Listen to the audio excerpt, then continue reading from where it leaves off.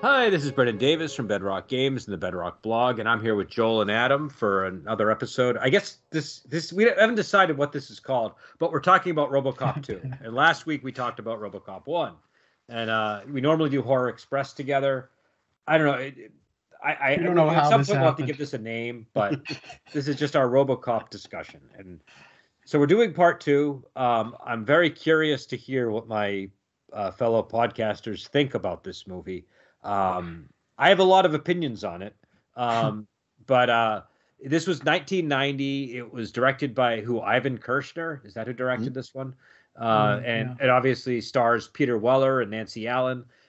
This one was written by, was it Frank Miller and is it Waylon Green? Is that how you say his name?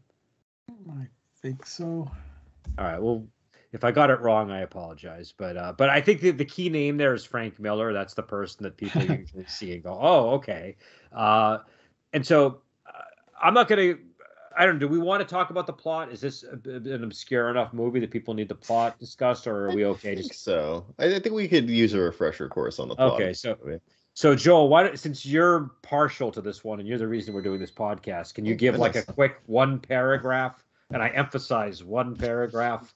There's a lot going on in this movie, so it is kind of difficult to put it in one paragraph. But basically, there's a new drug called Nuke that's hit the streets of New Detroit, and it's causing quite a stir. The police are still striking. What is it? CompuGlobal? I can't remember what they're called. Omnicore. Omnicore is trying to buy Detroit because they've defaulted on their debt, and in the midst of all of this chaos, this cult of Nuke manages to tear poor Robocop to shreds.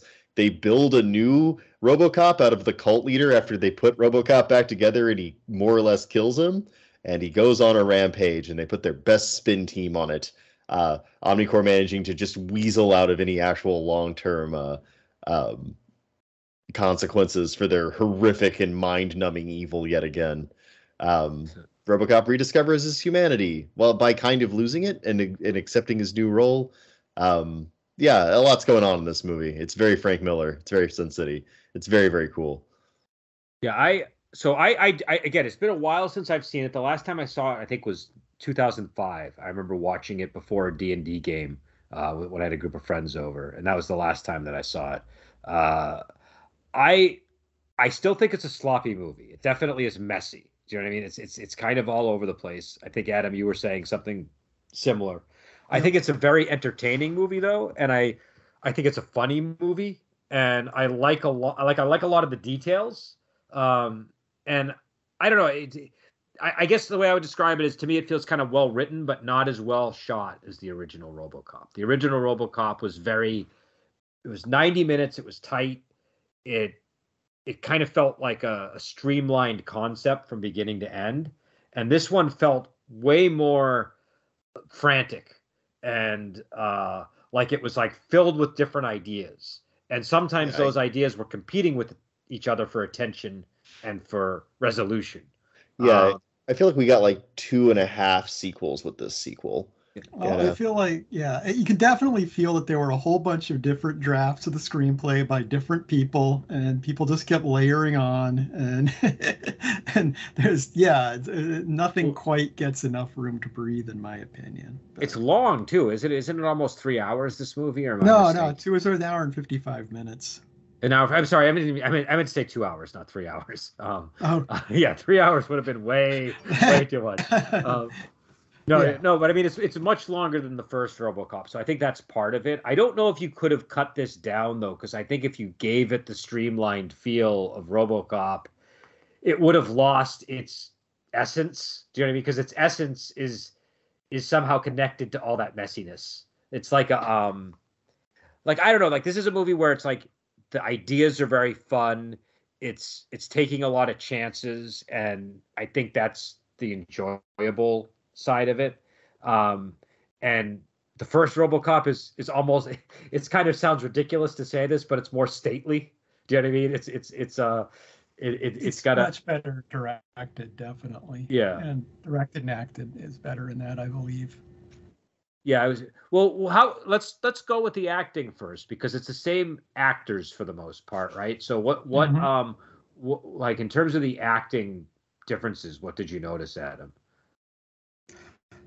I think it was like I said, I think it's really a direction issue more because like even actors that were in the previous ones, they're you got to go into acting and characters too. I've kind of got to go into both topics. Like for example, I'm blanking on his name, the boss at the company, the CEO. Oh, it's like we'll just call him the old man. We'll call him the old man. The old man. We'll call him perfect. Yeah, the old man in the first movie was a great character. He was really interesting because he was intimidating, but at the same time seemed he kind of cultivated this attitude of wisdom and being above everything. And it's like clearly he knows all the evil things these companies doing, but he keeps like one step removed from everything. Like he can fire Dick Jones when it's done, whereas in this movie, he has got his hands dug into. It's like, we're gonna tell the mayor we're taking over the city with our evil plan. Let me deliver that. It's like, we're gonna put killer brains in robots. Yeah. Let me be right there on the front lines. And I felt it like ruined the interesting thing about the character. The only scene where it felt like the old man from the previous movie is the last scene he's in, where he's kind of like, let's blame this all on this person. That was the only time where I felt like, okay, there's one scene in this movie where he's the actual character from the previous movie. And I felt like every other scene he was just generic evil 80s movie CEO was my take. But I kind of liked him in this movie, but I agree with you that they destroy the character. Like he's fine. He's fine if he were just playing generic 80s CEO. It's a good performance. It's just in the context of I would have liked this movie more if I hadn't just rewatched the first one.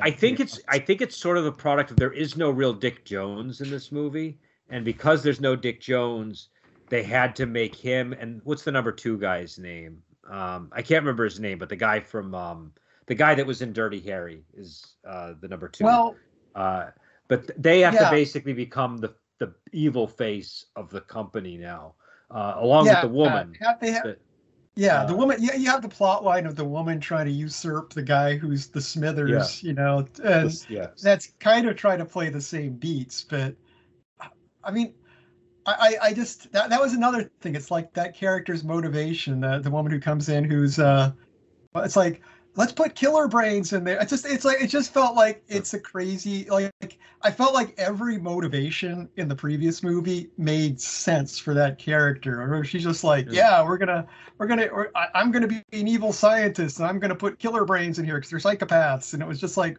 why? No, so here's the thing.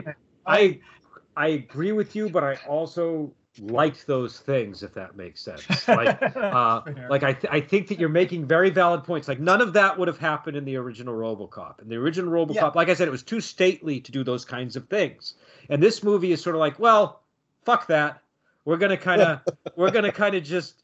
I want like. There's something very charming about this lady that's like, hey, let's use the brains of murderers. Because the cops, maybe the problem is that we've been using cops and now we need to use criminals instead. And, who better than people that would jump at the chance for immortality rather than clinging to their humanity. So I think what the movie does is it gets way more schlocky, number one, way more schlocky. But it also uses that schlockiness to explore really interesting ideas, but not in a cogent way like the first movie is laser focused on its premise, on the ideas that it's managing. Everything sort of flows in the right direction. It's well shot and all that. And this one, it's just like all of these insane different ideas being thrown at you. And the thing is, I just feel too, it's like in the previous one, it's just even watching it over and over again, the way it unfolds, it's just there's this level of surprise to it. Like the final scene where it's like, you're fired, now we can shoot him. It's like that's such a great surprising ending the first time you see it. And I can even enjoy the surprise on repeat ones. Whereas this movie ends, Robocop 2 goes on a rampage and Robocop has to stop him because it turns out putting killer brains in there will make him be a crazy killer robot. And it's like 20 minutes into the movie, you know what the final scene is going to be, and you know exactly how it's going to play. I agree. Though I will say, him taking the brain out and smashing the brain, there's something very satisfying about that. This movie, the movie's saving grace is at least it's pre-CGI. That does give it a lot of benefit. I will praise it up. Yeah, it's real Harryhausen charm in that RoboCop 2 fight. This one also, yes. I think. Yeah, I agree. Okay. Where I think this one also where I think this one rivals the first one too is I think that its corporate satire is at a very similar level of astuteness in terms of the things that it's picking up on. It's a little bit more brazen and over the top with certain things, but I love like the whole thing where they reprogram RoboCop to be like that. That was brilliant. Oh man, that's still. That goes back to the feeling about multiple screenplays, though, because I feel like the idea of programming RoboCop to be nice was a funny idea, but it didn't make sense coming from the woman who did it, who wants to use psychopaths as like we need to make them more psychopathic. I'm like, why did she do that? What is she doing? I was thinking about that. I think her motivation there, if she had one, was she was trying to derail the RoboCop program. So that's her. Do you know what I mean? She wanted to kind of, because they were resisting. Remember when he got pulled apart? They're like, well, it's going to cost millions of dollars. I don't know if we can. You know what I mean? They were just like dragging their feet with it. And so I think that was her way of like, okay, if we're going to do it, we're just going to make them totally useless type of a thing. But yeah, it didn't make. But it was funny. It was really funny. Yeah. I just kind of. Yeah, I don't know. I just felt like it could have got done more. As far as the acting thing too, going back to that, I feel like Nancy Allen's character, I can't think of her character's name. His partner, Lewis. It's like right? Lewis. Yeah, I feel like they had such an interesting chemistry in the first movie. Yeah, and that just is not here. Yeah, I agree. It's just like she was. When she first popped up in the movie, I'm like, oh, good, she's in this. I couldn't remember if she was in it because I really can't even remember my first time watching this, and I was like, oh, good, she is in this. And then it's like, wait, but this isn't working like the first one at all. She's just kind of there, and I mean the only real scene they gave them together is when he's kind of got the happy chip in, and where he's not being RoboCop, not being Murphy. So I don't know. That's another complaint I have there. But I'll let you say some good things now, Joel. Okay, I feel the need to stick up a little bit for this movie because this movie is about exploring characters and about changing them. Like that's like the central thesis of the movie is every character in this movie goes through some significant change or is different from the first movie in some significant way. Like Brendan was saying, like, we've got the higher ups that have kind of fallen now to the level of Dick Jonesy dastardly villainy. And you've got the main villain of the movie. I forget his name, but like the guy who's Kane. I like Kane. Kane was a good villain. I thought well acted. He's a great foil. Kane was a good villain. He tears him to pieces. He outsmarts him. Yep. Then when he finally gets killed, he's changed fundamentally and turned into this ascendant yet degenerate version of himself. And all the characters go through something like that. I will admit some characters are caricatures and are more functional in the movie and less character. Like evil mad scientist lady, she's pretty one note. I'll grant you that. But I think that this movie, like it takes that theme and it focuses it on Murphy, who gets to change the most in the movie. It's weird because he's sort of a side character in his own movie in a lot of ways. We only sort of see glimpses of what's going on with him, but every glimpse is really interesting. We see him like fighting with his memories of humanity, and he's rediscovered his wife here, and he's like kind of stalking her, and like the people that made him are like, you're haunting this woman, you're tearing her apart, you're making her think her husband's alive, but you're not. You're a few bits of biological matter in a robot.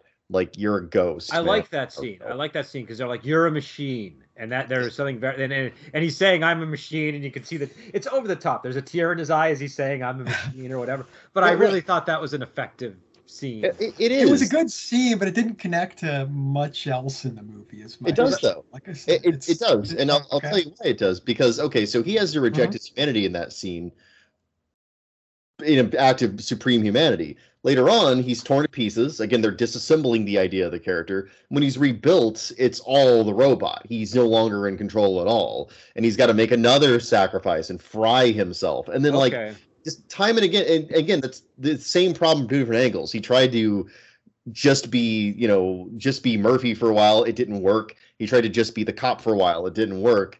And after that scene, there's a fusion of the characters that didn't exist before. He goes out and he beats the main villain after that, Yeah. and he's able to actually beat Kane. And so when RoboCop 2 shows up, like, he's more confident. He takes it on like a more complete person. That's why the last line of the movie where it's like, well, we're only human makes so much sense for him. It's like he's come to terms with this new identity that he has. And that's kind of that's our arc as the people that are watching this movie. We got to kind of come to terms with the fact that this has changed and different. I mean, it's even a different director. The first thing you see after that is the smash cut of the new director right in your face is the first credit. Like, it's different now. It is, but I mean, it was still something interesting, wasn't it? We kind of fused the best elements of this new vision and the old stuff. And they did. It's a good movie. I just don't think it rises to the level of the first movie, but I do think it's a good movie. And I kind of agree with both of you there. I think where I agree with Adam is that they introduced this whole thread about the wife. It's clear that the wife doesn't agree with what the men were saying. She thinks it's him, and she wants him to, and it is him. Like, you get the feeling that, like, if they were able to, they would be able to form some kind of connection that might have meaning. And then they just kind of drop it. You know what I mean? Like, the wife doesn't appear again in the movie. And so on that hand, I think that's where it just doesn't feel like it connects to anything. But I think Joel is right that thematically it kind of ties in with the whole thing where it's kind of thing where I feel like you have to meet it halfway. I feel like, it's there, the pieces are there. I think, you can't really blame anyone on this, because I kind of looked at some of the production stuff, and it was like, they had these multiple screenplays, and they threw it in. They put a release date out for the movie and said, before they even started shooting it, and said, hey, you got to have this done by this date.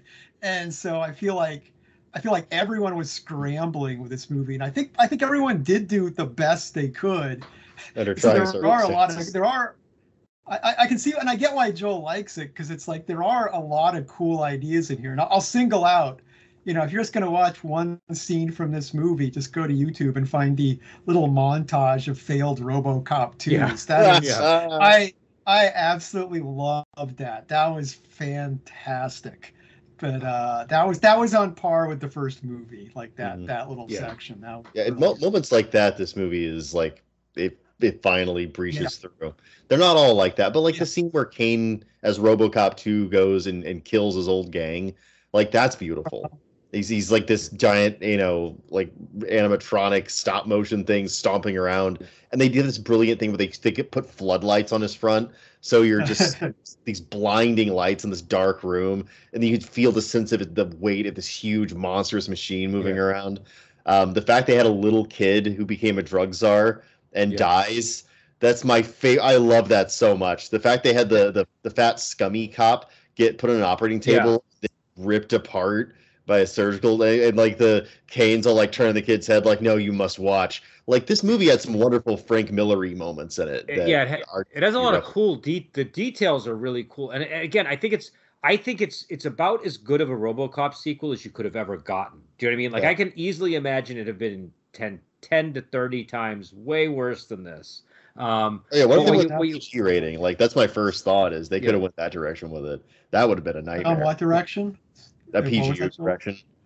Oh, yeah. Yeah. That could have been what we got, because we got that in the third one, didn't we? I gotta say, though, it does drift that way a bit. Like, I felt the violence in RoboCop 1 was generally jarring. There was no moment where I really felt, I mean, you got like exciting action movie violence, but there was no moment in this where I'm like, oh my god, this the equivalent of Murphy getting killed, or that's hard to the guy with the toxic waste getting hit by the truck. There's just good. Really good punchy. They showed Kane's brain and spinal column and eyeballs in a giant glass tube. Okay, like, I'll take that back.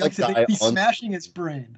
I mean, there's a lot of like great body horror in it, so it's a different kind of thing. There's not as much squib.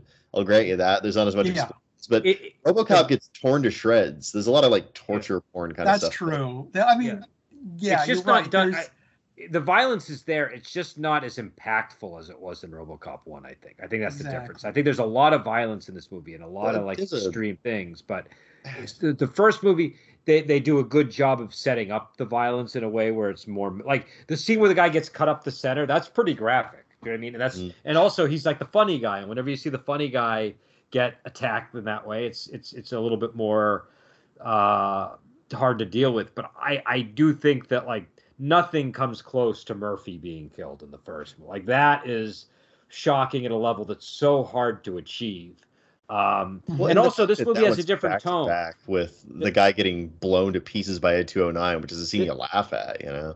Well, this movie is way more schlocky, and so the tone is more schlocky. So when there is violence, you're watching it through that lens. RoboCop 1 has humor in it, but it doesn't. There are long stretches of the first RoboCop that feel very serious, and you know what I mean? It's not. You're invested in it in a different way, I think, than a movie like this, where you're kind of part of the entertainment is how amusing some of the ideas are, right? Like there's a boy that's a drug czar, like that's novel. Do you know what I mean? Oh, look at this cop. It's kind of like it's like I don't know. It's like some '80s comedian was pulled off the street and put into a cop uniform, right? Like he's got like a Lenny Clark type of feel, right? Like he does kind of. There's sort of classic kind of slapsticky kind of energy to that guy, which it makes and seeing that guy get like sliced up is pretty grim. And there's like a psychological element to the violence in this that's lacking in the first. But also the humor is the humor is entertaining. Like the whole scene where he's like. He doesn't get that he's about to get killed the whole time. Do you know what I mean? He's like, he doesn't believe. He's like, oh, okay, you got me. He just is like so, like everybody that's watching the movie knows what's going to happen to him, but he doesn't get it, and that's kind of the funny element. You know what I mean? Well, I always thought it was kind of pitiful and hopeless. Like, I found that really shocking. Mind you, the first time I watched this, I was like 8, so like maybe it had an impact on little Joel. Also, man, people were nuts with the like kids watch back when I was a kid.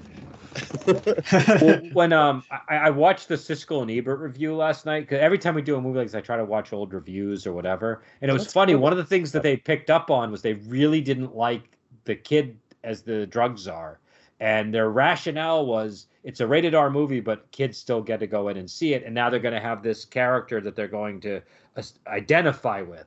And I remember thinking, like, when I was grisly, well, when I was a kid, I probably wasn't a kid when I saw this, because when did this come out? 1990. So I was like 14, so maybe that's not quite a kid.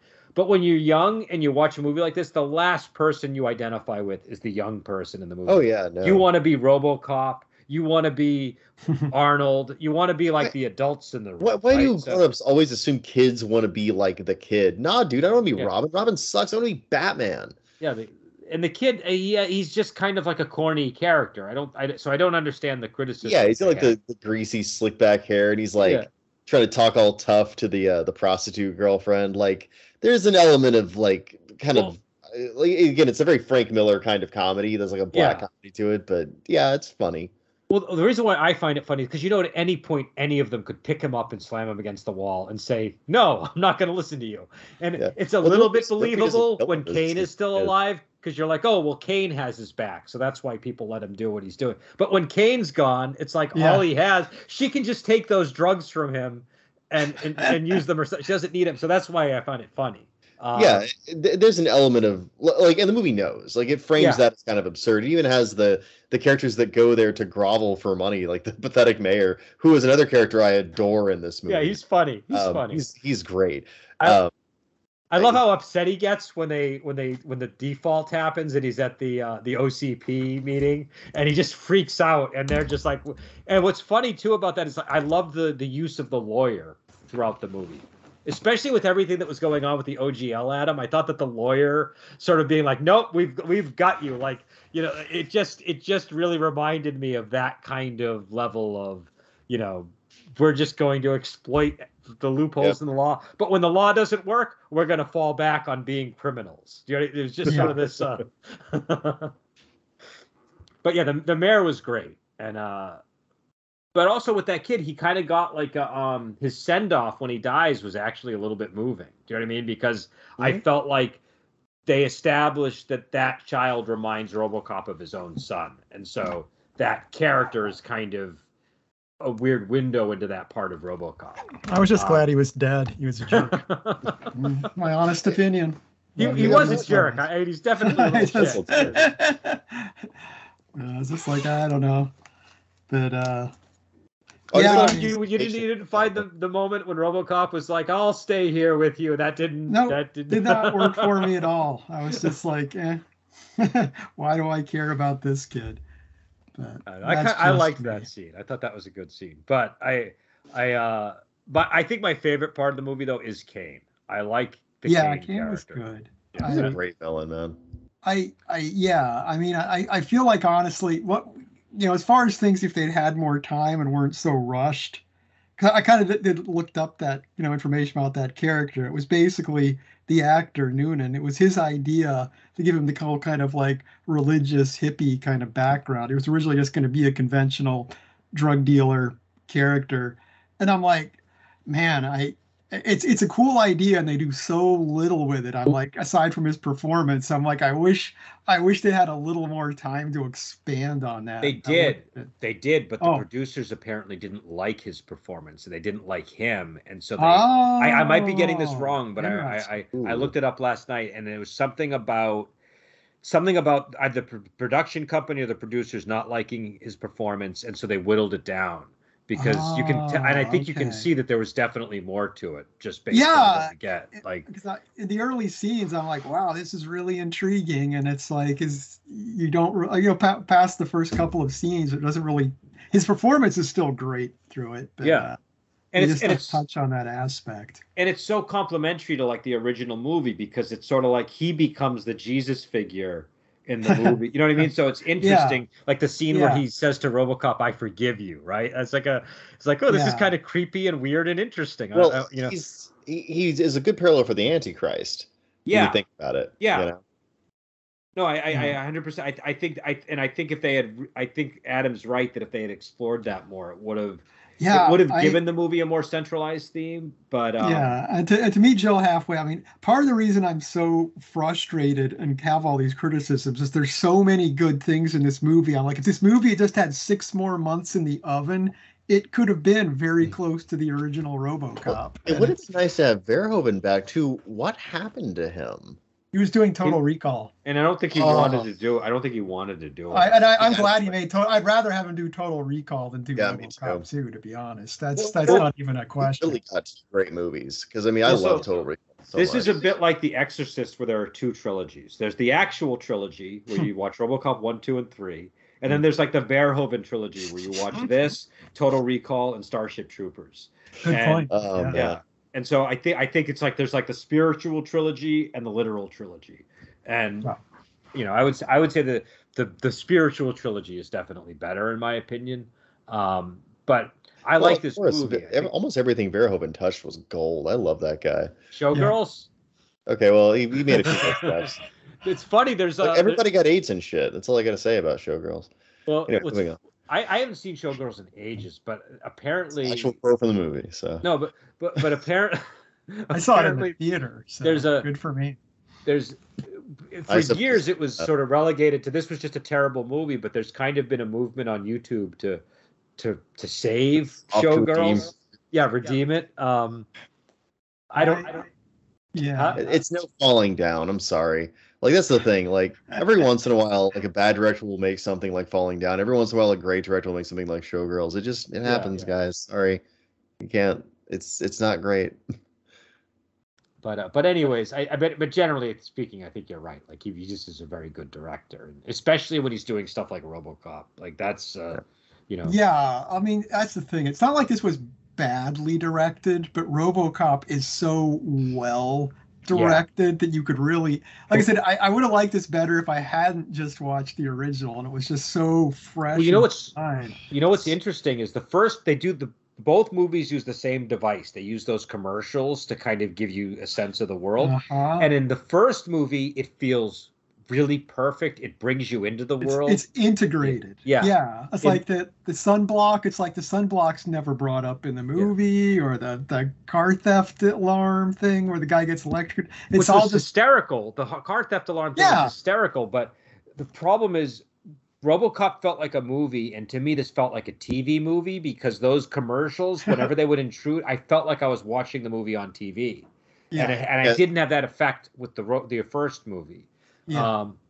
And so it's like, you have people using the, I'd buy that for $1 catchphrase. I'd buy that for, which does not make a return in this movie. Exactly, which was a tragic error. Maybe somebody trademarked that or something. But maybe they bought it for $1. That would be an unbelievable irony. You did buy it for $1.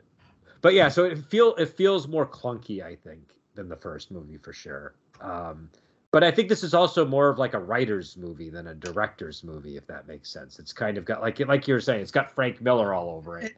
And so it's got multiple. I kind of looked at there's like all these multiple versions, and it's like it's just got pieces of these different drafts. And they bring in Erwin Kershner at the last minute. They're like, "Can you shoot this for us?" And he's like, "Okay, let me get on that, boss. Sign that paycheck, sir. I'll make it happen." But the other thing that was weird about this one, there was something really strange about this one, which was not in the first one. These are both movies set in the future. And the first movie feels like a gritty, near future type movie, right? This one feels like it was set in the 80s or something. Because they go into an arcade in the future and it looks exactly like an arcade in the year that it was made. Yes. Do you know what I mean? Which means that it was like a year late from when it came out. Do you know what I mean? So like, and it's not like we didn't know that graphics weren't going to get better back then. Do you know what I mean? Like we were seeing how every time a new console came out, the graphics doubled in how good they were. Oh yeah, we definitely hit the peak of that now. We're trying so hard with virtual reality, but so they have the scene where they're in the arcade where that happens. They have the scene where they're in like the videos where they're still in the TVs and all that stuff. And the first movie has scenes like that, but in this one you really see the equipment and you're like, wait a second, that's like all outdated technology that these people are stealing from this. Well, okay, but remember they're in Detroit, so of course. Yeah, but my point is, think about the TVs for sale and the guns for sale in the first movie. Eventually, they bring in the futuristic stuff, but it's imported by the mega corporation to the third world country of Detroit. I don't know. I feel like the arcade was like I did not have that jarring feeling watching the first one, even though they did sometimes gloss over clunky old technology. They didn't linger on it. It goes beyond the arcade. It's just there was like a feeling of some aesthetic to the future in the first one, whereas it felt like people were wearing just normal clothes from the 1990 a lot of the movie, and like I feel like there was more of an attempt to kind of create a style of a time period in the first one. But once again, when you're rushing a movie like this, you're not going to spend a huge amount of time on art direction. So there you go. So I don't know. I feel like you can justify that by just saying we're still seeing Detroit collapse in this one. Maybe it's collapsed a little further. That makes sense. Omnicore, and that also makes sense why the big wigs and the old man get involved with it personally, because this is the old man's pet project. Like he wants to oversee it personally because he's buying an entire city, like an unrivaled corporate acquisition that'll cement his name in the annals of history. Like, of course, he's getting personally involved. I don't know. See, because my feeling watching the first one is just that he's like this old school money guy, and it's like he never gets his hand dirty. His whole life, he just has other people do things for him. He's got that old money. Whereas, like Dick Jones is the Scrabble guy who fought his way up the corporate ladder and is hungry. And it's like, I feel like not getting his hands dirty is just like a core tenet of the old man. He's very venal in this movie. Like, I feel like in the first movie, you don't get any sense of sex drive from the guy. But in this one, that's all. He's in a jacuzzi with the woman who's and he's easily tricked by her. And, just a little, one visit in the morning and they're in a jacuzzi together and she has what she wants. And I mean, it works for this movie, but I do agree with you. In the first movie, that character wouldn't have done that because that characters change. It's the theme of the movie. They do. But I mean, I feel like I get what Adam's saying. Whereas in the first movie, this guy was smart enough that he would not have fallen for that trick. Do you know what I mean? Like I'm sure he's seen it a million times. Dick Jones wouldn't have even fallen for that trick. The other guy would have. What's his name? The guy that gets grenaded to death. Well, I mean, that's how he dies. Yeah. He would have had that problem. But the old man in the first movie, he's above all that. He's kind of like a god figure. And in this movie, in the first, they never show him below the top floor in the first movie. And in this one, the first time they walk in on him, he's definitely not on the top floor anymore. He's way closer to Earth. But but I think that they do need to do that for what they're trying to do, because you need him to say lines like, "This could be bad for OCP," right? Like when the whole thing is like, what did he say? Get our best spin team on this. Yeah. That was really amusing when he said that, and the guy delivered it perfectly. But it's a totally different character. I 100% agree with you. And it's also the Smithers guy is a totally different character. In the first movie, he's the conscience of the company. He's the only person that shows any degree of humanity in the company, right? And he, he's the one that feels bad a little bit when somebody gets killed. But in this one, he's completely at ease with all of the slimy things that the company has to do.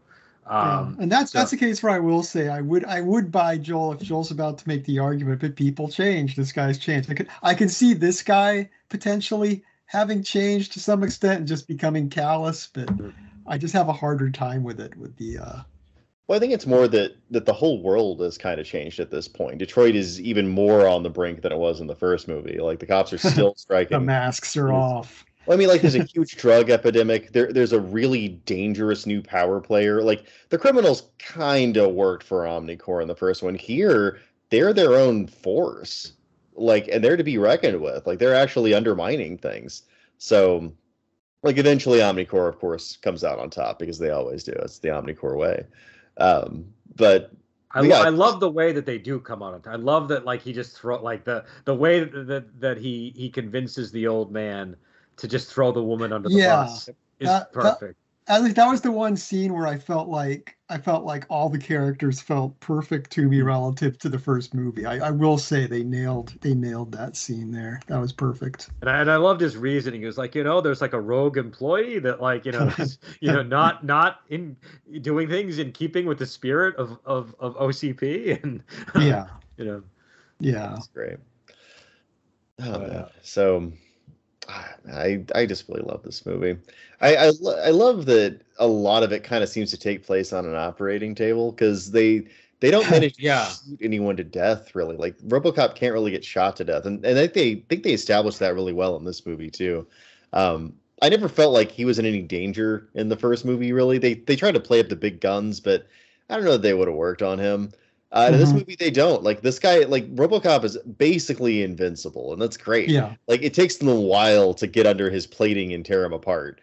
And the same thing with Robocop, too. Like, they've got, like, every gun in the city train on this thing, and it's just indestructible. I love that. Like, they've got to think of a clever way to beat it. I love that. I love that I love the brain smashing, but I love before that where we just get to see the Chekhov's gun getting loaded, where it's got his brain in the jar and his eyes are staring out, and it's clear that we're seeing things from his perspective. It's a great body horror. I love the CGI Kane. I know it's old clunky CGI, but they made it very old and clunky CGI. It's animalistic monster thing. I actually like that they kind of degenerated him into this primal state, because he was such a cerebral character. He was almost like this hippie Jesus type criminal. Yeah, he was smart. He planned, and that's how he beat RoboCop. And only whenever his plans finally fell apart did he actually get, critically injured and die-ish. But, like, when they put him in the robot, like, he was just animal. Like, there was no higher brain function left, and it was great. Like, he was kind of cunning, I guess, but he was just 100% a monster, and I loved that gulf there. It was pretty horrifying. Like, especially whenever he's at that scene with his girlfriend where she's trying to seduce him, even though he's a giant robot, and he at some point, like, something just snaps in him mid seduction, because he realizes, I guess, that it doesn't really matter to him anymore, and he just completely executes her. And there's something so that's a shocking bit of violence for me. I was like, that's actually horrifying that they've turned this guy into this nightmare thing. Well, I think he must have realized that he couldn't. Do you know what I mean? Like, number one, he realized that she was lying. Do you know what I mean? Like, obviously, she's just placating him. Yeah. Because he must have realized, well, how are we gonna? Because she said, I guess we can find a way to make it work or whatever. And then he's like, wait, no, we can't. Yeah. I'm feeling steel. But I have a brain that wants. That was an interesting. Also, that whole scene was interesting because I love the whole thing with the mayor coming in and making the deal with them, and the kid had this really ingenious idea, which is like, hey, if you like legalize this stuff, you'll clean up all the crime. Like, this is the cause of the crime. You'll be known as the guy who just, eliminated crime in Detroit. And I thought that was a really clever ploy, and it was interesting that him and the mayor were kind of on this course that looked like it was going to go somewhere, and then Kane just comes in and just blows it all to pieces. Omnicorp always wins. Sorry. But yeah, I love that. I really like that chase where he fights Kane for the last time as Human Kane. You know what? Like, and I'll grant that the commercials don't connect to the world as much, but they are still extremely entertaining. Yeah, the satire is very good. I think the satire is very good in this movie. I'm just kind of gushing about this movie right now, but I think it doesn't have as... I don't know that RoboCop ever had a lot of depth to it, and this movie does dare to have some depth sometimes, but I think it remains about as shallow as the first one. It's just there's more to it. It's a little too packed in and a little too rushed. I don't think the first one's shallow. I found the first one like extremely non-shallow myself. Really? It's one of my favorite movies. It's beautifully designed, but I mean, like, aside from the theme of resurrection, which is a pretty strong one, what are we exploring in the first movie? It is legitimately just what it's about. Surface level, you get what you get. It's a man who dies and becomes a RoboCop, and then he shoots some motherfuckers. No, it's about corporate culture, how corporate culture intersects with American government and crime, and I mean, it's just about identity. And about identity. It was just one of the first movies I saw where I'm like, this movie's actually showing how society works. Yeah, but I think the difference is that movie sticks with that one. The first one is so focused on the themes and ties them together, and this one is just more messy. Do you know what I mean? It's but I will say, like, this one has really poignant social satires, like the scene in the boardroom where they're reprogramming RoboCop, and the woman's like, with all that killing, has he ever stopped to do anything nice for? So it's just like, I mean, obviously, I think that must have been pointed at political correctness and sort of the what was it? That they were finding reviews where it was getting bombed, and they're like, the right wing was the anti-violent. Well, no, what I was going to gay is it's that, but it was the Tipper Gore and the moral majority coming together. It was that. Yeah. It was that sort of pro censorship crowd that was very prevalent in the 80s. I gotta get annoyed when sequels, though, that they work in all this criticism of the first movie into the movie. I always feel like you're talking to the critics. I know. But that wasn't criticizing the movie. That was criticizing the critics of the movie. Like, that was, like it was obviously ridiculous that you should have RoboCop policing cigarettes. I mean, I guess it is fine for RoboCop too, but I got to address the thing. What's the symbolism? And you're saying is it the first movie being deep. I think a lot of times symbolism isn't needed. It's like for a movie to be deep. I mean, I feel because one thing used to drive me nuts in English class in high school was like tearing every book apart for symbolism. It's like, no, it's saying what it's saying. It's I don't think everything needs to be clouded in symbolism. I think RoboCop was, in the time it came out, was really groundbreaking in being pretty honest about the way things worked in society. It's science fiction that isn't about the future. It's science fiction saying, hey, this is exactly what's happening right now. Well, I do love the science fiction as an exaggerated parody of now. I think that's an underused genre. Judge Dredd does that pretty good too, for the record. Mm-hmm. Not the Stallone. I think what, for me, one thing that I realized about watching movies and watching and reading books, and like what qualifies for like a high level for me is it really boils down to how moved I am by it. Do you know what I mean? Like how and what I mean is just like, am I like captivated? Do I feel like, oh my God, this is affecting me in some way? Yeah, I will say RoboCop 1 gets that, where RoboCop 2 kind of doesn't. I will give you that. And I think that sometimes what critics do and sometimes what academics do is they over-intellectualize these things, Adam is saying. And so they mistake having like a lot of symbolism for being a great work of art. And it's like, no, having a lot of symbolism means that it gives people a lot to talk about in a Lit 1 class or something. But it doesn't mean that it has this powerful effect on people. Yeah, something can connect with no symbolism whatsoever. It doesn't have to connect, and it doesn't have to connect with Western canon or anything. You don't have to do that. You just have to make something that speaks to people.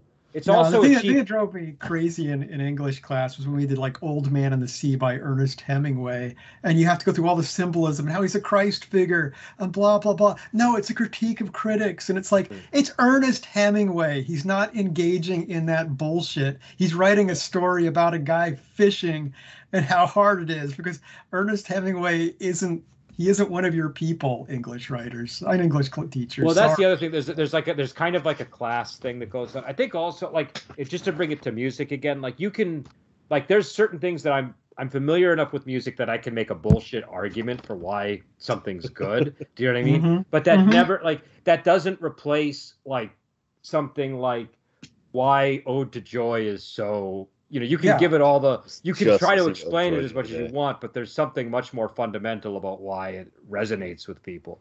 Yeah. And so if you're intellectualizing it, you're kind of misapprehending what it's meant for. You know, Ode to Joy especially really speaks to your soul. You kind of can't hear that without being moved by it. It's such a brilliant piece of writing. You know, absolute masterpiece. And there's a lot of things that like a musician might notice, do you know what I mean? But that doesn't take away from, do you know what I mean? Like that's not as important as the reaction people are having to it. And it doesn't, and all those things people are noticing, those aren't necessarily things that Beethoven was even thinking about when he made it. You know, so like I think that, I mean, some of them are, but I just think that, I think sometimes we get too caught up in like the Baroque details of the thing rather than the essence of the thing. That's exactly my point. It's just like I don't know. Go ahead. No, I agree. Like the quote that really. Here's where that connects back to the movie, though, because I think that the essence of RoboCop 1 is vastly superior. I don't think I could even try to make an argument otherwise. But here's the thing: the essence of this movie, such as it is in its little details. There's so many little things. Yeah, I would agree with that. That's where the schlockiness kind of matters. It's sort of like if you like the individual components, it's a really great glue that holds all these little tidbits together, I think. Yeah, my feeling though is this movie does try to do more than the original RoboCop, but I feel like the original one tried to do less, and it nailed every single thing it did. Whereas this is doing like 20 different things, and that worked, and that didn't quite work, and that did work, and I think it's totally worth watching as a movie. I mean, I'm not going to say it's garbage, but I think it's just very flawed. I'll grant you that, but I never was pulled out of the movie tonally. I think that maybe the criticism that I find the most striking about it is that it doesn't have enough room to breathe. I think you're right. I think if this had a little longer to cook and maybe like 15 minutes more runtime at the very most, I would say it's less runtime. This movie needs less runtime, in my opinion. I honestly, I feel like you could have expanded some scenes. Like if you would have allowed RoboCop to remain like crippled by programming for longer, that would have been nice. If we could have dwelled on his wife a little more in their relationship, that would have been really good. You know, like there's a lot of things where like I feel like if you let that stuff breathe a little, give it another scene or two each, you get a much more satisfying and cohesive movie overall. Well, I don't know. I feel like it might have just boiled down to the. I don't know. I have to think. You could also have cut some of it out. Like, yeah, I mean, I think the rebuilding and then reprogramming and then the very next scene he breaks the programming. Like, okay, you know what you should have done with that, right? You should have cut it. You should have had him. Have some rogue scientist rebuild him. I don't care. An hour and 50 minutes is pretty long. Do you know what I mean? So like I mean, and I don't mind hour and 50-minute movies, but you need like a good reason to have movies that long. I think you could have a good reason with this, and you have an extremely compelling villain. I honestly, another thing that they probably should have done with this one is maybe added a few more characters. I think you're right. If the old man hadn't been getting his hands dirty, if there'd been some new hungry corporate go-getter climber guy, that would give that character a really good reason to find an edge case weirdo scientist so we can make that big impression for his boss. Like, you want a desperate character doing that, someone who's willing to take dumb chances. And I don't feel like the character they chose for it is the guy who takes dumb chances. So you wouldn't be over that. But like, yeah, it was odd seeing him in a jacuzzi. I will say that. Just something about him in a jacuzzi just was very. It kind of got. I liked the Zen garden thing they were doing with him. I thought that was kind of interesting, but the jacuzzi was kind of off-putting, I thought, for that character, just because I think of him as very asexual. Do you know what I mean? He just doesn't seem like the kind of character that would invite someone into his bath to like have a business discussion. I feel like he's just it was very Montgomery Burnsy. Yeah. He would be somebody, if he did something like that, it would be where nobody else would know about it. It just does seem like he would be a lot more cautious in his dealings with people. But again, he doesn't need to be that character for this movie. For this movie, he needs to be this guy, rubbing his hands exactly. together. It's a different movie. Different characters. Yes. So, but yeah, I don't know. I would personally say reduce the running time rather than lengthen. You could do it. You could drop a bit out of this movie without really losing what made it great. Well, I liked the cop, but if you replace the cop material with Kane, I think you could probably get more interesting stuff. Do you know what I mean? Yeah, I don't know that we needed the squealer cop who got executed. We could drop that. We could drop who played him, by the way. Who was the actor who played him?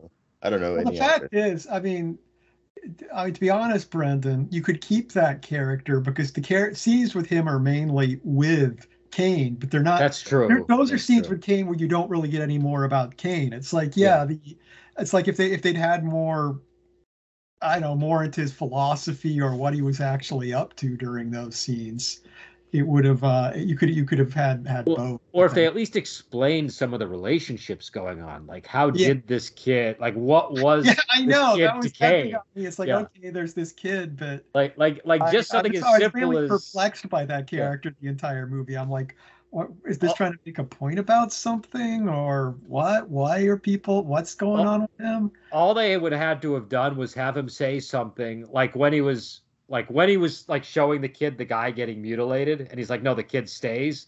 He could have said something like his dad would have wanted him to see this. Do you know what I mean? Something like that. Something, that hinted at a relationship. Yeah. Well, but the fact that it wasn't explained, that's a very Sin City thing.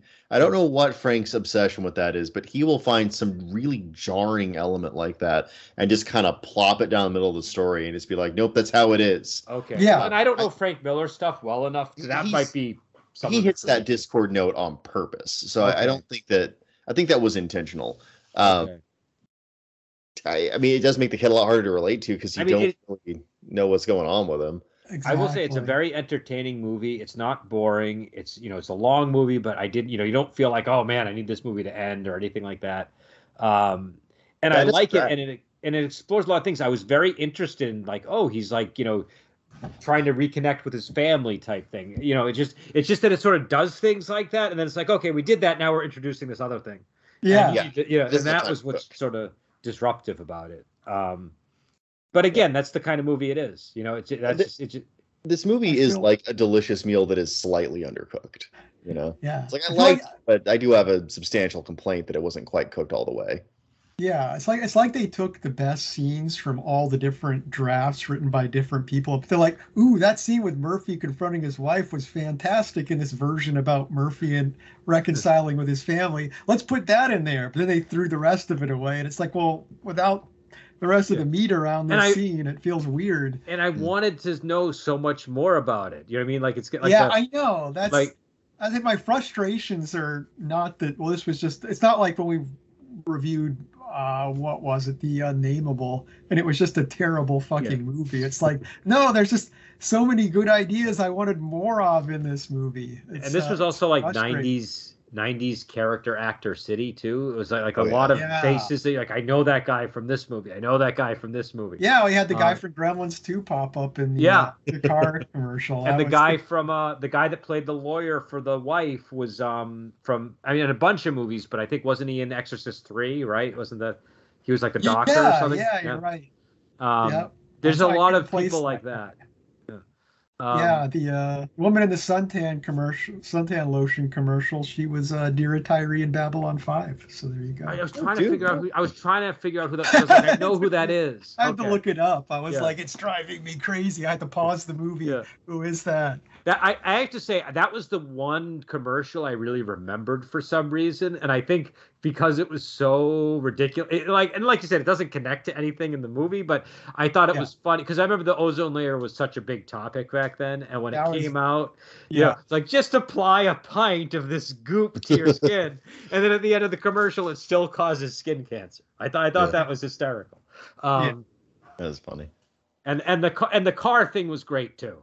I love the car one on so many levels because number one, just the cruelty of it, just like we're just gonna fry people who try to steal your car, but also the recklessness of it. Like this is a machine. This car that the guy is sitting in and driving away in is designed to electrocute people to death, and you're just driving in it like it's always going to work 100% fine. If this car ever mistakes you for a burglar, you're toast. I've never set my car alarm off by accident, not once.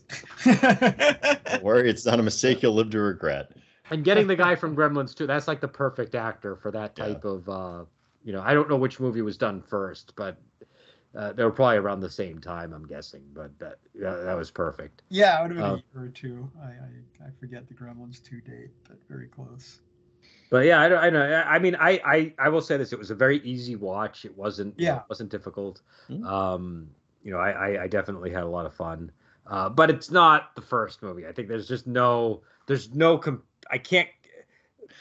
Yeah, well, it's hard to compare something to a movie as legendary as Robocop. Yeah. The fact is, Robocop is damn near a perfect movie. Yeah.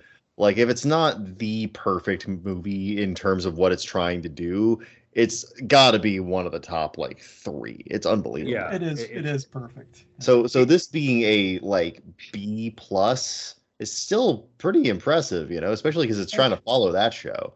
Yeah, if this was just some random 80s science fiction movie not connected to RoboCop in any way, I'd be a lot kinder to it today. I will confess, it is the first movie really skewing my opinion on this. So. It's definitely it's a successful sequel, I think. Like I definitely would say it's about as good as sequels could be at this time. Do you know what I mean? When you compare it to I mean, obviously Terminator Gremlins 2 is the big one.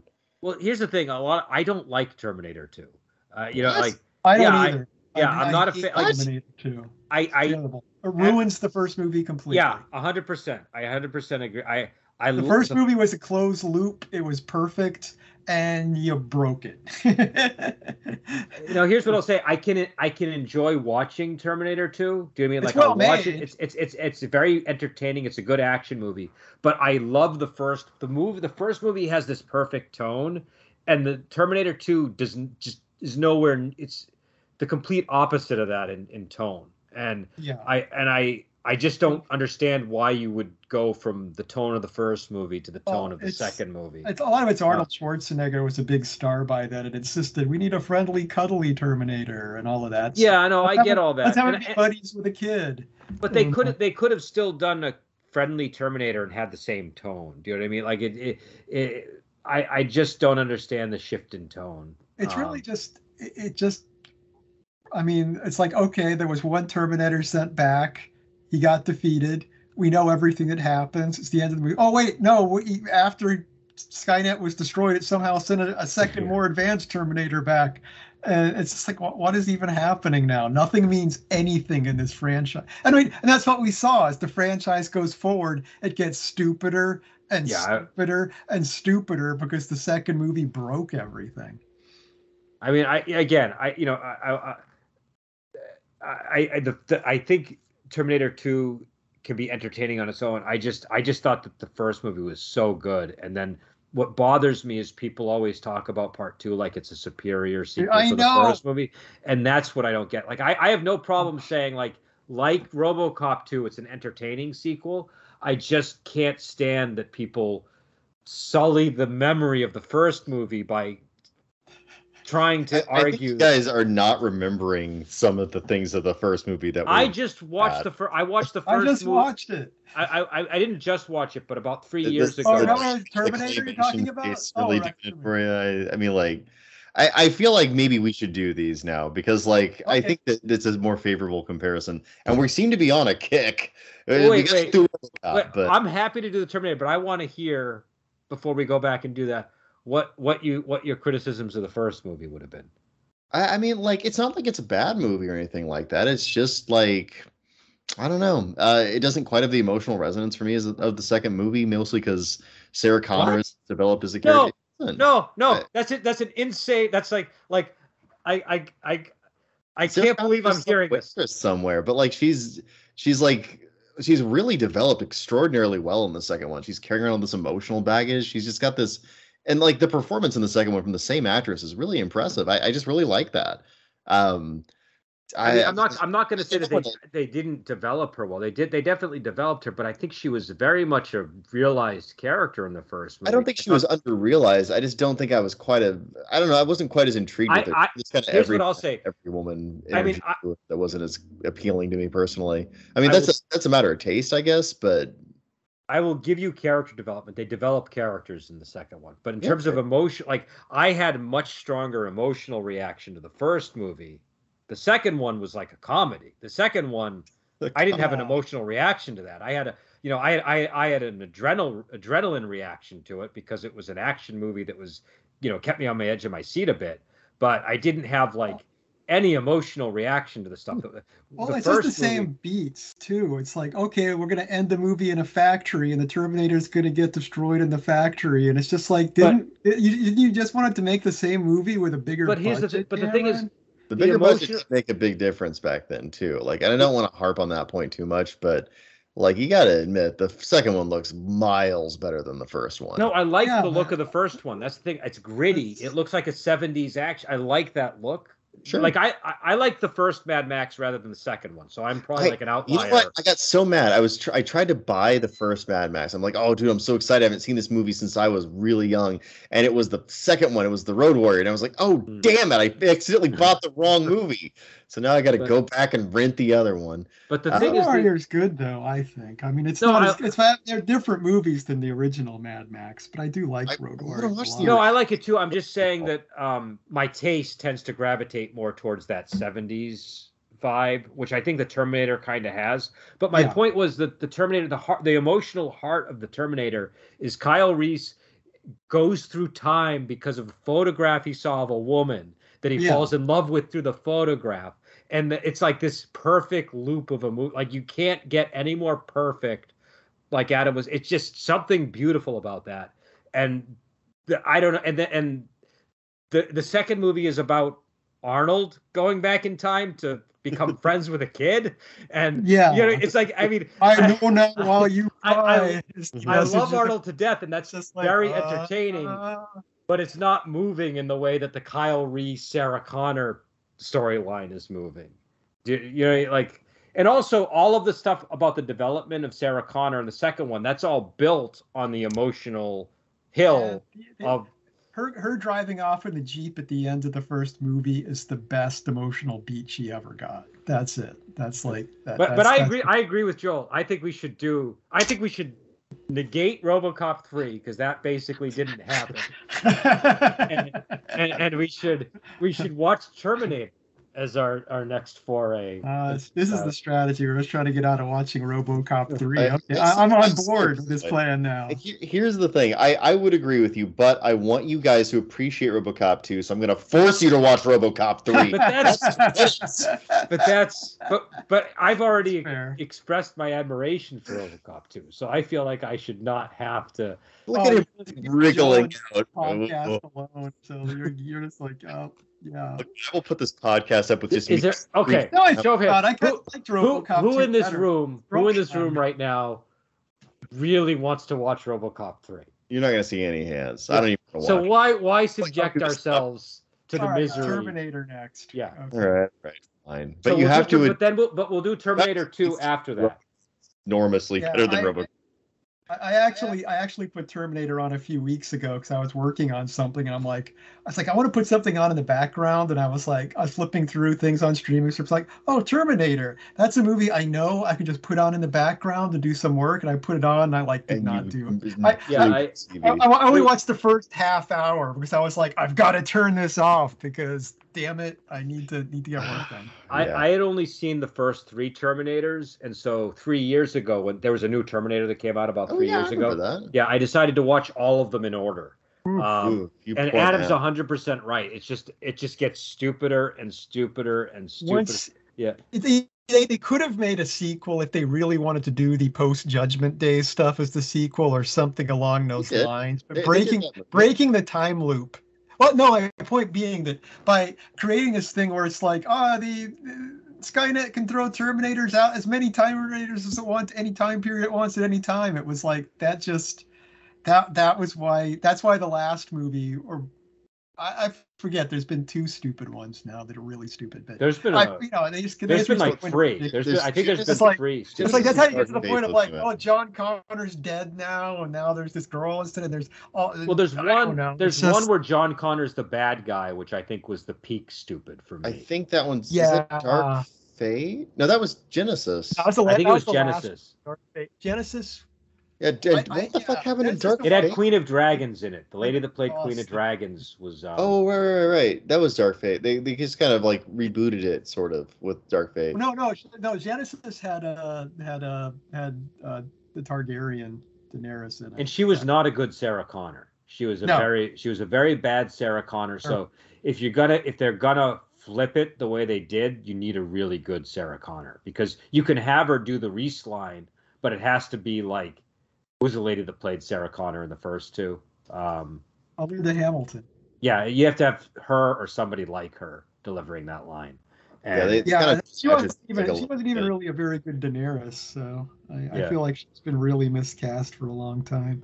I mean, I enjoyed her as Daenerys, but I encountered Daenerys through the show, so maybe I would have a different opinion if I encountered her in the book.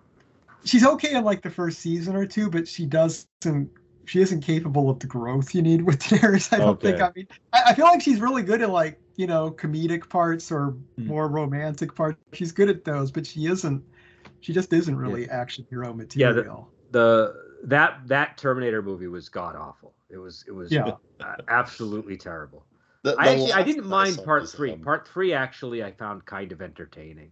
And I liked that. Part 3 does have its moments. Yeah. I've never seen part 3.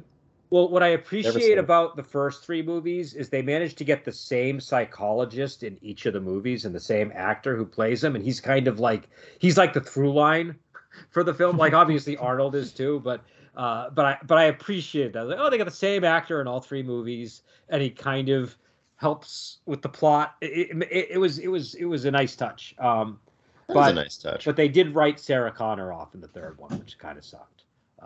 You sort of have to. Well, I don't know. I feel like after the 2nd one, you probably wanted to continue with Sarah Connor in that movie. But if I remember, the 3rd one was Claire Danes, and I forget who the guy was. But Claire Danes played a woman in the movie. I can't remember who her character was. Wasn't John Connor like a lazy hippie in that movie? Yeah, it was not a... I mean, John Connor. I don't think that guy's ever gonna save humanity. Is all. That's the other thing I can't stand about the Terminator movies is the most unlikable human being in the world. Like he belongs in like a '90s slacker movie, and he somehow becomes the savior of humanity. It doesn't make sense. It just doesn't. Especially with a mom like Linda. Like you would think with that as his mom, he's gonna have something, but he's. He belongs in another movie franchise. So that's the other thing. I couldn't stand the kid in part 2. That really turned me off to the movie. The kid is super. Yeah, I didn't like the kid either. Oh my god. And also I didn't find all the Hasta La Vista stuff funny. I didn't like all that stuff was just rubbing me the wrong way. But we'll get to that one. It's like him not getting it. It's like he's a robot that got sent back to California. They didn't just plug Spanish into him too. I mean, if he can speak English, why can't he speak Spanish? You would think. It's that. Like why? There's no way the apocalypse was hard enough that no Mexican survived. I don't believe that. I know too many Mexicans, man. They would know that like that area of California has a lot of like Spanish is not an uncommon language to encounter in that area, right? Well, what I mean is like, okay, so nuclear Armageddon, I could see that killing a lot of people. Giant killer monster robots, I could see that killing a lot of people. Robots that look just like people, I could see that killing a lot of people. I don't think anything could ever really completely exterminate the Spanish language from the world, just because, again, I know too many Mexicans. Well, it's also just like a widely spoken language. So, but I mean, well, Skynet would have it in its database, basically. I would just say if they looked at the historical record, they would just know, like, oh, all of the place names are in Spanish. Maybe Spanish is important to California at that time. It's a holy language. It's one of the first. Like, I moved there as a kid. One of the first things you notice is all of the names are in Spanish. It's just like it's Spanish is culturally relevant there. I didn't learn much Spanish, but I learned a little bit just by being there. All right, so why don't we end here, and I guess we'll pick up with Terminator. Let's talk to ourselves. Right. We've spared you all Robocop 3. Terminator's a great. I could watch Terminator a million times, so I'm fine. I'm looking forward to it. I haven't seen it in a long time, so I'm looking forward to this wonderful 70s gritty tone you guys are selling me on. I'm willing to be wrong about this, folks.